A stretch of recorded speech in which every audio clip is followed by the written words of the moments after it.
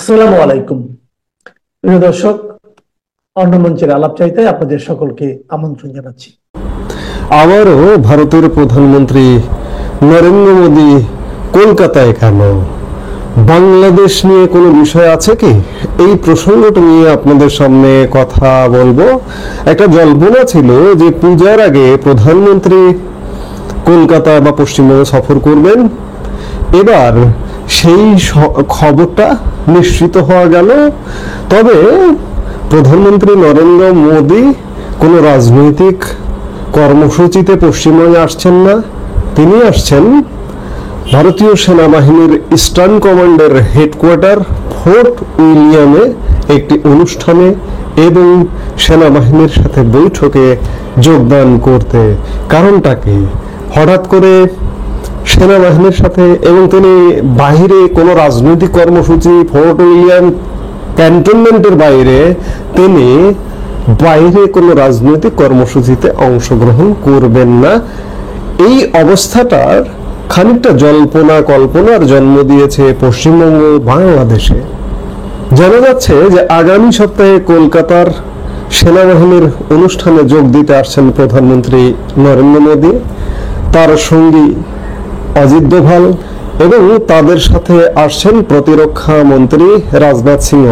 তিনজনই যোগ দেবেন ফোর্ট উইলিয়ামে সেনাবাহিনীর অনুষ্ঠানে। অপারেশন সিঁদুরের পরে পশ্চিমবঙ্গে মোদী, দোভাল, রাজনাথের এই অনুষ্ঠানে যোগদান নিঃসন্দেহে বেশ গুরুত্বপূর্ণ, এবং এমন একটি সময় তারা সেনা অনুষ্ঠানে যোগ দিচ্ছেন যে সময়টিতে বাংলাদেশ শান্ত হয়নি, মাঝে মধ্যে উত্তপ্ত হচ্ছে, সংখ্যালঘু নির্যাতন হচ্ছে, পশ্চিমবঙ্গ সীমান্ত এলাকায় অশান্তি ঘটছে। আবার ওদিকে ভারতের আর এক সীমান্ত দেশ নেপাল আন্দোলনে উত্তাল। এসসিও সম্মেলনে চীন ভারতের বৈঠকের পর চীন সীমান্তে খানিকটা স্থিতিশীলতা এসেছে। তা সত্ত্বেও উত্তর পূর্বের সীমান্ত সুরক্ষায় বরাবর নজর কেন্দ্রের। ভারতীয় সেনাবাহিনীর ইস্টার্ন কমান্ড সূত্রের খবর, 15 থেকে 17 সেপ্টেম্বর পর্যন্ত ফোর্ট উইলিয়ামে সেনাবাহিনীর বিশেষ অনুষ্ঠান, যৌথ বাহিনীর কমান্ডারদের সম্মেলন রয়েছে। তাতে যোগ দিতেই 15 সেপ্টেম্বর প্রধানমন্ত্রী, প্রতিরক্ষা মন্ত্রী এবং জাতীয় নিরাপত্তা উপদেষ্টার কলকাতায় আসা বলে জানা গেছে। ভারতীয় সেনাবাহিনীর ইস্টার্ন কমান্ডের তথ্যসূত্রে জানা গেছে যে আগামী সোমবার ফোর্ট উইলিয়ামের অনুষ্ঠানে মোদী, রাজনাথ সিং, অজিত দোভাল ছাড়াও থাকবেন সিডিএস সেনা সর্বাধিনায়ক জেনারেল অনিল চৌহান, প্রতিরক্ষা সচিব রাজেশ কুমার সিং। সেনাবাহিনীর সঙ্গে আলাদা করে বৈঠকও করতে পারেন তারা। উত্তর পূর্ব সীমান্ত সুরক্ষায় এই বৈঠক অতি জরুরি, তা বলাই বাহুল্য। ওই দিন প্রধানমন্ত্রী মোদী কোনো রাজনৈতিক কর্মসূচিতে যোগ দেবেন না বলেই সূত্রের খবর। আমি আগেই বলেছি যে কোনো ধরনের কোনো রাজনৈতিক কর্মসূচিতে নয়, শুধুমাত্র সেনাবাহিনীর অনুষ্ঠানে যোগদান করা এবং সেনাবাহিনীর সাথে বৈঠক করা। এ কথা পরিষ্কার যে ভারত এই মুহূর্তে তার সব সীমান্ত অঞ্চলে যেমন নিরাপত্তা জোরদার করছে, ঠিক তেমনি উত্তর পূর্ব সীমান্তেও নিরাপত্তা জোরদার করছে নানা কারণে। এই নিরাপত্তা জোরদার করবারই একটি অংশ ফোর্ট উইলিয়ামে সেনাবাহিনীর অনুষ্ঠানে যোগদান করছেন এবং ইস্টার্ন কমান্ডের প্রধান কর্মকর্তাদের সাথে বৈঠক করবেন। কারণ ভারতের সবচেয়ে বড় সীমান্ত হচ্ছে পশ্চিমবঙ্গ সীমান্ত, বাংলাদেশ ভারতের সীমান্ত। 4000 কিলোমিটারের মধ্যে প্রায় 2200 কিলোমিটার পশ্চিমবঙ্গ সীমান্ত। এই সীমান্তে গুরুত্বপূর্ণ নিরাপত্তায় গুরুত্বপূর্ণ ভূমিকা পালন করবেন ইস্টার্ন কমান্ড, এবং ইস্টার্ন কমান্ডের সদর দপ্তর কলকাতার ফোর্ট উইলিয়াম, এবং তাদের সাথে প্রধানমন্ত্রী, প্রতিরক্ষা মন্ত্রী, জাতীয় নিরাপত্তা উপদেষ্টা, সেনা সর্বাধিনায়ক সিডিএস বৈঠক করতে যাচ্ছেন। ভারত সতর্ক থাকছে, এদিকে ওদিকে যাই হোক না কেন, বাংলাদেশ উত্তপ্ত হোক কিংবা পাকিস্তান বাংলাদেশে এসে উত্তপ্ত পরিস্থিতির সৃষ্টি করুক না কেন, ভারত তাদের প্রস্তুতি নিয়ে রাখছে। আর মাত্র কয়েক ঘন্টা পরেই ঢাকা বিশ্ববিদ্যালয়ের কেন্দ্রীয় ছাত্র সংসদ বা ডাকসু ও হল সংসদ নির্বাচন। বলা ভালো, রাত পোহালেই ভোট। প্রচার প্রচারণার পর এখন চলছে নানা হিসেব নিকেশ। ভোটের হিসাব নিকাশ পাল্টে দেওয়ার মতো ফ্যাক্টর বা নিয়ামকগুলো নিয়ে চলছে নানা মহলে আলোচনা। দলীয় প্যানেলের প্রার্থী হোক বা স্বতন্ত্র, শেষ মুহূর্তে সবারই চোখ এখন বড় চাঙ্কের ভোট ব্যাংকের দিকে। এসব চাঙ্ক ভোট বড় আকারে কারা পেতে পারেন বা কার দিকে ঝুঁকবে তা নিয়ে চলছে নানা জল্পনা কল্পনা। বিভিন্ন গণমাধ্যমের খবর ও ডাকসু সংশ্লিষ্ট সব পক্ষের সাথে কথা বলে আমাদের বিশ্লেষণ হলো 7টি বড় ভোট ব্যাংক পাল্টে দিতে পারে অনেক হিসেব নিকেশ। শেষ পর্যন্ত এসব ভোট ব্যাংকের ফায়দা নিতে পারলে প্যানেল প্রার্থীর চেয়ে অনেক স্বতন্ত্র প্রার্থীর মুখে দেখা যেতে পারে শেষ হাসি। প্রার্থী, ভোটার ও নির্বাচন সংশ্লিষ্ট অনেকেই মনে করছেন যদি সুষ্ঠু ও শান্তিপূর্ণ ভোট হয়, বিশেষ করে অনাবাসিক ভোটাররা যদি ব্যাপক হারে ভোট দিতে আসে, তাহলে পাল্টে যেতে পারে অনেক জরিপের হিসেব। নির্বাচনের শেষ মুহূর্তে এসে দেখা যাচ্ছে নিষিদ্ধ ছাত্রলীগ নির্বাচন করতে না পারলেও সংগঠনটি বেশ বড় ইস্যু হয়ে আছে সামাজিক মাধ্যমের আলোচনায়। প্রশ্ন হলো, সেই 7 ভোট ব্যাংক কি কি, যেগুলো নিয়ে শেষ মুহূর্তে চলছে জল্পনা কল্পনা? বিস্তারিত জানতে চলুন যাওয়া যাক বিশ্লেষণে।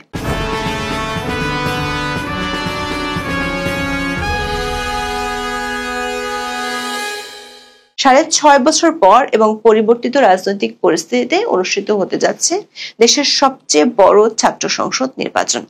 ঢাকা বিশ্ববিদ্যালয়ের কেন্দ্রীয় ছাত্র সংসদ বা ডাকসু এবং হল সংসদ নির্বাচনে শিক্ষার্থীরা ভোট দিবে 9 সেপ্টেম্বর। সকাল 8টা থেকে শুরু হবে ভোট। ডাকসু নির্বাচনে ভোট দেওয়া শিক্ষার্থীদের জন্য এক মহাযজ্ঞ। কারণ একজন শিক্ষার্থী ভোট দিবেন 41টি করে। এর মধ্যে কেন্দ্রীয় সংসদে 28টি এবং হল সংসদে 13টি পদে। ভোট কেন্দ্র থাকছে 8টি। ডাকসুর 28টি পদে মোট প্রার্থী 471 জন। সহসভাপতি বা ভিপি পদে লড়ছে 45 জন। সাধারণ সম্পাদক বা জিএস পদে আছে 19 জন প্রার্থী। 13 সদস্য পদের বিপরীতে প্রার্থী আছে 217 জন। প্রত্যেকটি হল সংসদে 13টি পদে লড়াই হবে। মোট হল আছে 18টি। সে হিসেবে হল সংসদে মোট পদ 234। 18 হলে মোট প্রার্থী 1035 জন। অতীতে ডাকসু ও হল সংসদ নির্বাচনে রাজনৈতিক দলগুলোর ছাত্র সংগঠনগুলো পূর্ণাঙ্গ প্যানেল দিত, কিন্তু এবারের হল সংসদ নির্বাচনে কোনো দলই পূর্ণ প্যানেল দিতে পারেনি। 18টি দলের মধ্যে ছাত্রদল সর্বোচ্চ 14টি পূর্ণাঙ্গ প্যানেল দিতে পেরেছে। শিবির ও গণতান্ত্রিক ছাত্র সংসদ কোনো হলেই প্যানেল দেয়নি। এর একটি কারণ আছে। কোটা সংস্কার আন্দোলনের সময় থেকে হলে রাজনীতি থাকা না থাকা নিয়ে সংশয় তৈরি হওয়ার ফলে প্যানেল দেওয়া হয়নি বলে মনে করেন অনেকে। 7 সেপ্টেম্বর আনুষ্ঠানিক প্রচার শেষ হওয়ার পর থেকে ডাকসু নির্বাচনকে ঘিরে চলছে নানা হিসেব নিকেশ। সেই হিসেব মূলত ভোট ব্যাংককে ঘিরে। এমন কয়েকটি ভোট ব্যাংক যা পাল্টে দিতে পারে প্যানেল ভোটের হিসাব, এমনকি প্রচারে এগিয়ে থাকা প্যানেল ও প্রার্থীর হিসাবও। ইতিমধ্যে কিছু গণমাধ্যমে এ নিয়ে খবরও প্রকাশিত হয়েছে। আমাদের বিশ্লেষণ হলো, এমন 7টি ভোট ব্যাংক আছে যেগুলো 9 সেপ্টেম্বর অনেক হিসেব পাল্টে দিতে পারে। সেগুলো হলো ছাত্রীদের ভোট ব্যাংক, নন মুসলিম ভোট ব্যাংক, মাদ্রাসা থেকে আগত শিক্ষার্থীদের ভোট ব্যাংক, উত্তরপাড়া বনাম দক্ষিণপাড়া ভোট ব্যাংক, অনাবাসিক ভোটার, কোচিং ফ্যাক্টর এবং সবশেষ ছাত্রলীগের ভোট ব্যাংক। ডাকসুতে এবার মোট ভোটার 39,874 জন। এর মধ্যে ছাত্রী ভোটার 18,959, যা মোট ভোটারের 47.55%। ছাত্রীদের 5টি আবাসিক হলের মধ্যে শুধু রোকেয়া হলে ভোটার 5,665। এই বড় সংখ্যক ভোট ব্যাংক বিবেচনায় প্যানেলগুলো তাদের ইশতিহারেও নারীদের নিরাপত্তা ও স্বাধীনতার বিষয়টি গুরুত্ব দিয়েছে। প্রচারণায় এই দিকগুলো তুলে ধরেছেন। নারীরা যাতে সাইবার বুলিং এর শিকার না হন তা নিশ্চিত করার প্রতিশ্রুতিও দিয়েছেন প্রার্থীরা। অনেকের ধারণা ভিপি পদে উমামা ফাতেমা এবং শেখ তাসনিম আফরোজ ইমির বাক্সে পড়তে পারে অনেক ছাত্রীর ভোট। আবার যারা দলের সমর্থক তারা নির্দিষ্ট প্যানেলে ভোট দিবে, ফলে ছাত্রীদের ভোট ব্যাংকে এককভাবে ছিনিয়ে নেওয়ার সম্ভাবনা দেখা যাচ্ছে না। সেক্ষেত্রে ছাত্রদলের আবিদুল ইসলাম খান ও শিবিরের সাদিক কায়েমও তাদের নিজ নিজ দলের সমর্থক ছাত্রীদের ভোট পাবে। তবে এর বাইরে ভিপি পদে শামীম হোসেন ছাত্রী হলগুলো থেকে বেশ ভালো ভোট পাওয়ার সম্ভাবনা আছে। ডাকসু নির্বাচনে আবাসিক হল ভিত্তিক ভোটের হিসেবে ছাত্রদের হলগুলোর মধ্যে সবার উপরে জগন্নাথ হল। হলটিতে মোট ভোটার 2225। এর চেয়ে বেশি ভোটার আর কোনো ছাত্রদের আবাসিক হলে নেই। ফলে ডাকসু নির্বাচনে গুরুত্বপূর্ণ হয়ে উঠেছে জগন্নাথ হলের ভোট। ছাত্রদের এই হলটিতে থাকে নন মুসলিমরা। ছাত্র ও ছাত্রী মিলিয়ে ডাকসুতে এবার নন মুসলিম ভোটার প্রায় 4500-এর মতো। এক্ষেত্রে পিছিয়ে পড়বে শিবিরের প্যানেলটি। জগন্নাথ হলে ছাত্র দলেরও ভোট কম। জগন্নাথ হল থেকে একটি প্যানেল থাকলেও সেটি নিয়ে আলোচনা একেবারেই কম। হলটির একাধিক সূত্র বলছে ভিপি পদে জগন্নাথ হলে শামীম হোসেন ভালো ভোট পেতে পারে। জিএস পদে এই হলের ভোট ব্যাংক আরাফাত চৌধুরী ও মেঘমোল্লার বসুর পক্ষেই যেতে পারে। মেঘমোল্লার জগন্নাথ হলের ছাত্র, এর সাথে যোগ হতে পারে চারুকলার ভোট ব্যাংকও। চারুকলায় শিবিরের ভোট নেই বললেই চলে। ডাকসুতে নন মুসলিম ভোট যেমন ফ্যাক্টর হতে পারে, তেমনি মাদ্রাসা থেকে আগত শিক্ষার্থীদের ভোট ব্যাংকেও বিবেচনায় নিতে হচ্ছে। এক্ষেত্রে জামাত ইসলামী পরিচালিত মাদ্রাসাগুলো যেমন চট্টগ্রামের বায়তুল শরফ, ঢাকার তামিরুল মিল্লাত থেকে আগত শিক্ষার্থীদের ভোট শিবিরের প্যানেলে পাওয়ার সম্ভাবনা বেশি। তবে মাদ্রাসা থেকে আগত শিক্ষার্থীদের মধ্যে শিবির বিরোধী ভোটও কিন্তু আছে। বিশেষ করে আকীদা ও তরিকা ভিন্ন এমন কওমি মাদ্রাসাগুলোর ভোটাররা অন্য প্রার্থীদের বেছে নিতে পারে। সেক্ষেত্রে ভিপি পদে এই ভোটগুলো কাদের ও বিনিয়ামিন মোল্লা কিংবা স্বতন্ত্র হিসেবে শামীমের ব্যালটে যাওয়ার সম্ভাবনা দেখছেন অনেকেই। ঢাকা বিশ্ববিদ্যালয়ের ছাত্রদের হলগুলো দুটো পাড়ায় বিভক্ত। একটিকে বলে উত্তরপাড়া, অন্যটিকে বলে দক্ষিণপাড়া। আর্টস ও কমার্সের ছাত্ররা উত্তরপাড়ার প্রার্থীকে আর বিজ্ঞানের ছাত্ররা দক্ষিণ পাড়ার প্রার্থীর দিকে ঝুঁকতে পারে। তবে সায়েন্স ফ্যাকাল্টির হলগুলোতে ভিপি পদে তেমন কোনো শক্ত প্রার্থী নেই, কিন্তু জিএস পদে আবু বাকের মজুমদার ফজলুল হক মুসলিম হলের ছাত্র। সায়েন্স এজম কাজে লাগাতে পারলে তিনি ভালো ভোট পেতে পারেন। ঢাকা বিশ্ববিদ্যালয়ের সব শিক্ষার্থী হলে থাকে না, বেশিরভাগ বাইরে থাকে। অনেক প্রার্থীর চিন্তায় এসব ভোটাররা আদৌ ভোট দিতে আসবেন কিনা তা নিয়ে। কারণ অনাবাসিক ভোটাররা 9 সেপ্টেম্বর পরিবেশ পরিস্থিতি বুঝে ভোট দিতে আসবে। ফলে যে কোনো ধরনের অস্থিতিশীলতা কিংবা গুজব অনাবাসিক ভোটারদের ভোটদানে অনিশ্চয়িত করতে পারে। বিশেষ করে অনাবাসিক নারী ভোটারদের নিয়ে ভাবতে হচ্ছে অনেক প্রার্থীকে। এবারে ডাকসু নির্বাচনের শেষ মুহূর্তে একটি হিসেব যুক্ত হয়েছে। গণমাধ্যমগুলোতে এ নিয়ে সংবাদও প্রকাশিত হয়েছে। সেটি হলো নির্বাচনে কোচিং ফ্যাক্টর। বিশেষ করে ভিপি পদে প্রার্থীদের জয় পরাজয়ের সমীকরণ মেলাতে কোচিং ফ্যাক্টর সামনে আসছে। ছাত্রদল সমর্থিত প্যানেলের ভিপি প্রার্থী আবিদুল ইসলাম খান অনেকদিন ধরে বিশ্ববিদ্যালয়ের ভর্তি কোচিং ইউসিসিতে ক্লাস নেন। তিনি এই কোচিং সেন্টারের সঙ্গে যুক্ত। আবার ফোকাস বিশ্ববিদ্যালয়ের ভর্তি কোচিং সেন্টার পরিচালনা করে মূলত ছাত্র শিবির। সেখান থেকেও অনেক শিক্ষার্থী বিশ্ববিদ্যালয়ে ভর্তি হন। এছাড়া স্বতন্ত্র ভিপি প্রার্থী শামীম হোসেনও ইংরেজি পড়িয়ে ক্যাম্পাসে বেশ জনপ্রিয়। তারও রয়েছে ভোট ব্যাংক। দৈনিক সমকালের এক প্রতিবেদনে বলা হয়েছে, ফোকাস ও ইউসিসিতে কোচিং করে সর্বশেষ শিক্ষাবর্ষে ফোকাস থেকে 1750 জন এবং ইউসিসি থেকে সহস্রাধিক শিক্ষার্থী ঢাকা বিশ্ববিদ্যালয়ে ভর্তি হয়েছেন। সেই হিসেবে গত 3 বছরে এই দুই কোচিং সেন্টারে ক্লাস করা অন্তত 8000 শিক্ষার্থী ভর্তি হয়েছেন এখানে। তারা সবাই এই নির্বাচনে ভোটার। সরাসরি ও অনলাইন প্ল্যাটফর্মে ইংরেজি পড়ান স্বতন্ত্র ভিপি প্রার্থী শামীম হোসেন। ফেসবুকে তার অনেক অনুসারী। তারা চাকরির প্রস্তুতির ক্ষেত্রে ইংরেজি শিখতে শামীমের ভিডিও ক্লাস দেখেন নিয়মিত। বিভিন্ন ব্যাচে শামীমের অনেক শিক্ষার্থীও আছেন। নিষিদ্ধ হওয়ায় এবারে ডাকসু ও হল সংসদ নির্বাচনে অংশ নিতে পারছে না ছাত্রলীগ। বাংলাদেশের অনেক রাজনৈতিক সংগ্রামের সাথে সংগঠনটির নাম জড়িত থাকলেও বিগত আওয়ামী লীগ সরকার আমলে সংগঠনটির অনেক নেতাকর্মীর কর্মকাণ্ড সংগঠনটিকে বিতর্কিত করেছে। তবে অনেকেই মনে করেন ছাত্রলীগ ডাকসু নির্বাচনে না থেকেও আছে। ভোটের আগে শেষ 2 দিনে সেটির প্রমাণও পাওয়া যাচ্ছে। ছাত্রলীগ সমর্থিত ভোটাররা কাকে ভোট দিবে এ নিয়ে নানা গুজব ফেসবুক সহ সামাজিক মাধ্যমে ছড়িয়ে পড়ছে। অনেকে ফেক আইডি খুলে সেখান থেকে প্রচার করছে। এমন দুটি ভুয়া আইডি থেকে প্রচারিত পোস্টার স্ক্রিনশট আমাদের হাতে এসেছে।